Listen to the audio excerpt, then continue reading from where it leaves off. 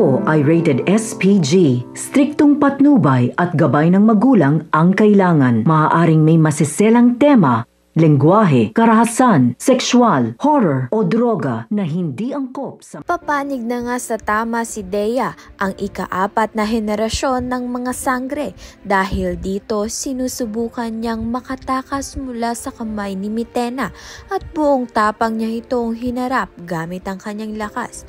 Ngunit hindi siya nagtagumpay at sa halip ay pinarusahan pa siya ni Mitena.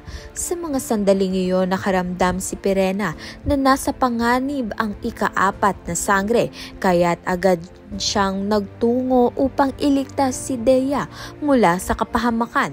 Samantalang si Terra ay naninibago pa rin sa mundo ng Encantadia. Hirap man siyang makibagay, mainit naman nga ang pagtanggap ng bagong mga sangre at ni Imaw. Bilang tanda ng tiwala, ipinahiram ni Imaw kay Terra ang kanyang balintataw na siyang magbibigay sa kanya ng lakas at mas malinaw na pananaw sa kanyang kapalaran. Palapit na nga ng palapit na gampanan ni Terra ang kanyang tunay na kapalaran na maging tagapagligtas ng Encantadia. Kaya naman nga tiyan at iba pa ang dapat nating pakaabangan. Maraming salamat sa iyong panonood.